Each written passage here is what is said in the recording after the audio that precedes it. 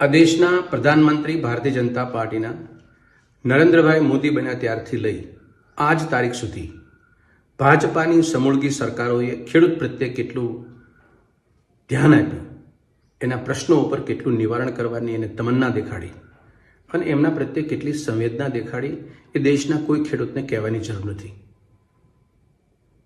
દુઃખ થાય, ભારતીય જનતા પાર્ટીની એક મનસા રહી છે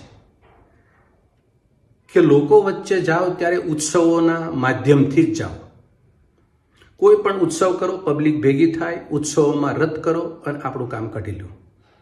ઉત્સવો પાછળ કરોડો રૂપિયાના ખર્ચા તિજોરીમાંથી, સરકારી શસ્ત્ર સરંજામમાંથી, કોઈ બજેટમાંથી વાપરો. આ જનતાના નાણાં છે, કોઈ ચિંતા નહીં.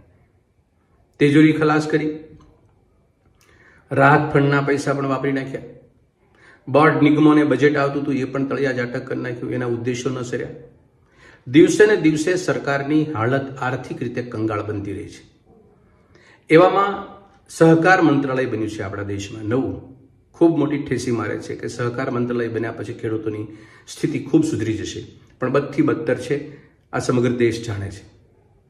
2025માં આંતરરાષ્ટ્રીય સહકાર વર્ષ તરીકે ઉજવવાનું નક્કી કર્યું છે અને આ ઉજવણી એ ખેડૂતના ઘર સુધી કેવી રીતે જવાની છે એના માટેનો એક પરિપત્ર બહાર પાડ્યો. સરકાર ઉલ્લાસભર કહે છે કે અમારે આ વર્ષને ખૂબ ધામધૂમથી ઉજવવું છે અને એ ઉજવણીના ભાગે ગુજરાતના ગામડાઓમાં જે સહકારી સંસ્થાઓ ખેડૂતના ઉત્થાન માટે ચાલે છે એમાં જે નફો થાય છે એ નફાના 20% રૂપિયા અમને આપો, અમારે આ ઉત્સવ ઉજવવો છે. આ ઉત્સવ પ્રેમી ભાજપાની સરકારોમાં આ રસ્તો શોધી લેવો એના માટે સરળ અને સહજ છે.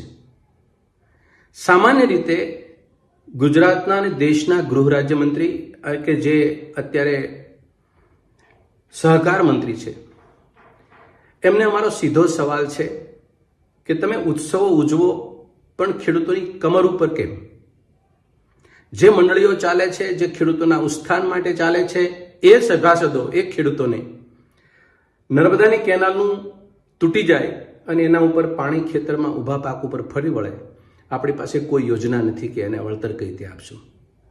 અબજો રૂપિયા આજે છેલ્લા 10 વર્ષની અંદર આફતકાલીન પરિસ્થિતિ જે આવી છે અને ખેડૂતોના ખેતર બરબાદ થયા છે, મિલકત બરબાદ થઈ છે, એના પણ માટે કોઈ એવી ઠોસ પોલિસી નથી.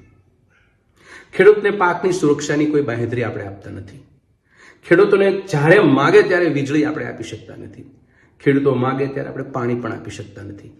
ખેડૂતો ઈચ્છિત MSP કાયદામાં રહીને એને ભાવ મળે પોષણક્ષમ એ પણ આપણે આપી શકતા નથી. ખેડૂતોને પાકનો વીમો પણ આપણે આપી શકતા નથી.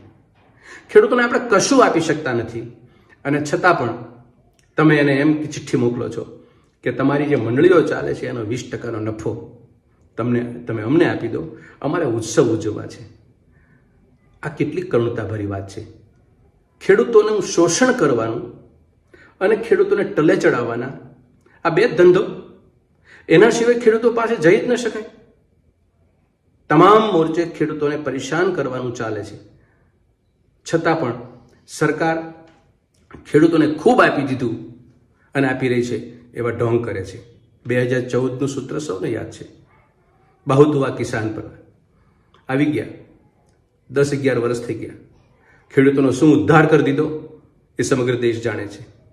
અમારી લાગણી અને માંગણી છે અને આગ્રહ છે, ખેડૂતોના કમર ઉપર એના આર્થિક બોજાઓ સાથે આવા ઉત્સવ ઉજવવાનું બંધ કરી દો.